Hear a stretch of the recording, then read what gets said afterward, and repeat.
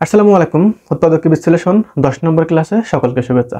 আমরা আজকে 10 নম্বর ক্লাসে আমাদের এই দুইটা উৎপাদকে বিশ্লেষণ করে দেখাবো। আজকের ক্লাসটা কিন্তু একটু ইম্পর্টেন্ট, কারণ যে দুইটা ম্যাথ লিখেছে এই দুইটার উৎপাদকে বিশ্লেষণ একটু অন্যরকম।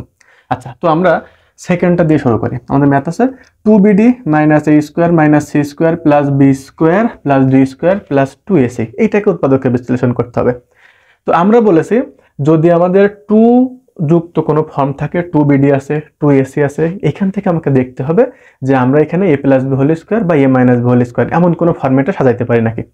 তো আমাদের bd আছে, আবার b² d² আছে, ac আছে, আবার a² c² আছে। তার মানে আমাদেরকে আমরা এটুকু শিওর হয়ে গেলাম যে আমাদের বর্গের সূত্রে যে আমরা এখানে এইটাকে a + b² বা a - b² এর সূত্রে সাজাইতে পারবো। সেইটা কিভাবে সাজাবো সেটা আমরা একটু দেখি। 2bd আছে, bd-র আগে প্লাস চিহ্ন আছে, এইখানে bd-র আগে প্লাস চিহ্ন আছে, তার মানে আমরা এই bd আর এই 2bd এইগুলোকে এক জায়গায় রাখবো। এক জায়গায় রাখতে হলে আমরা একটু সাজিয়ে লিখি। এটাকে সাজিয়ে লেখার সময় লিখবো b² + 2bd + d²। তাহলে এইটা নিয়ে নিলাম, বাকি থাকে এই তিনটা। তো আমি এটাকে একটু সাজিয়ে লেখার জন্য এটাকে লিখলাম a² + 2ac - c², কারণ a² c² আগে মাইনাস ছিল।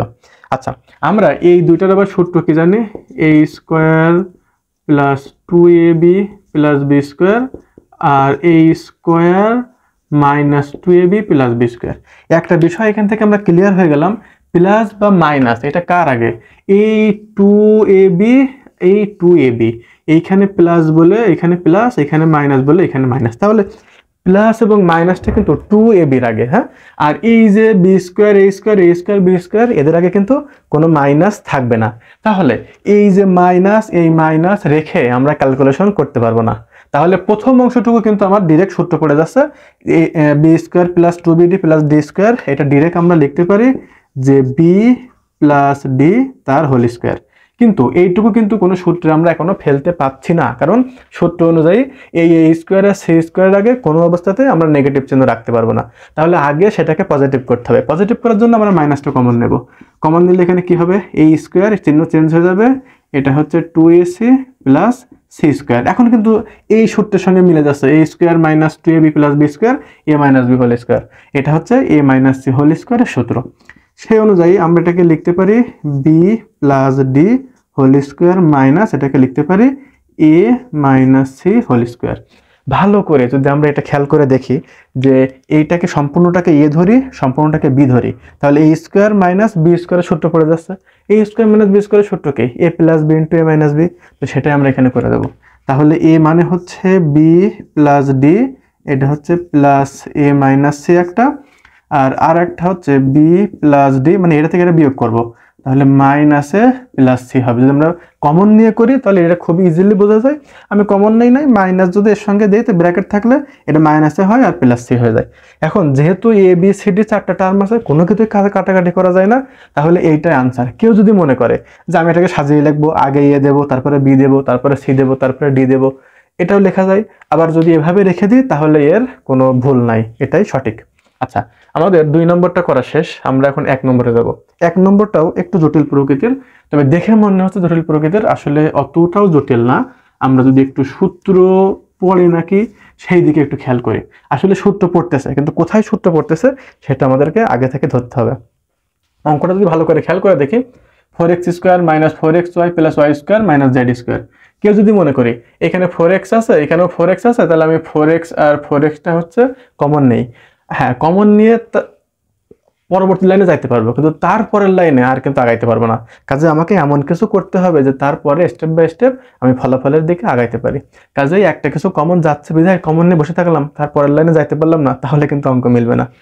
আমরা যে কাজটা করব, আমরা যদি একটু ভালোভাবে খেয়াল করে দেখি যে এখানে xy আছে, তাই না, এই xy আছে, এবং তার আগে পরে যদি স্কোয়ার যুক্ত কোনো ফর্ম থাকে সেখান থেকে দেখব যে কোনো সূত্র আমি সাজাইতে পারি নাকি।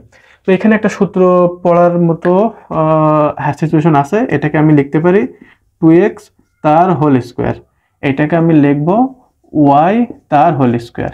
এই মাইনাসটা লিখলাম, সূত্রে একটা 2 দিলাম, এই 2xটা দিলাম আর এই yটা দিলাম। তাহলে এখন দেখি তো যে আমাদের এই যে অংশটুকুর সঙ্গে নিচের অংশটুকু মিললো নাকি। আমরা মূলত এই অংশটার সাথে যে অংশটা লিখেছি এইটুকু মিলেছে নাকি। আর এই ডান সাইডের মাইনাস জেড স্কোয়ারটা আমি এখানে বসিয়ে দিলাম, এটা হচ্ছে এখানে বসিয়ে দিলাম। আচ্ছা, এখন আমি এইটুকু মিলাই দেখি, 2k স্কোয়ার করলে 4 হয়, x কে স্কোয়ার করলে x স্কোয়ার হয়, এটা মিলেছে। আচ্ছা, এই মাইনাসটা বসে গেল, এই 2 আর 2 গুণ করলে 4 হয়, x আর y গুণ করলে xy হয়, বসে গেল, আর প্লাস y স্কোয়ার। তাহলে এই এই অংশটুকু যেরকম মার্ক করেছে আর এইটুকুর কি মিল আছে? অবশ্যই মিল আছে। আর এই মাইনাস জেড স্কোয়ারটা আমি এখানে বসিয়ে দিয়েছি। এখন এইটুকু একটা সূত্র পড়ে যায়, a square minus 2ab plus b square, কার সূত্র? a মাইনাস b হোল স্কোয়ারের সূত্র। তো আমরা এর পরিবর্তে সেই a minus b whole square লিখে দিতে পারি। a মানে 2x আর মাইনাস b মানে হচ্ছে y, এইটা হোল স্কোয়ার মাইনাস জেড কে আমরা স্কোয়ার লিখে দিতে পারি। তাহলে এটাকে আমরা a square minus b square সূত্র করতে পারি। তো একইভাবে সূত্র করে দেব। তাহলে ফলাফল কি হবে? 2x minus Y plus z একটা, আর 2x minus y minus z আরেকটা। যদি পসিবল হয় এটাকে আবার যদি ভাঙা যায় তাহলে ভাঙতে হবে। তো এখানে এর পরে আর ভাঙা যাচ্ছে না, কারণ তিনটাই আমার আলাদা আলাদা ফরম্যাট চলে আসছে।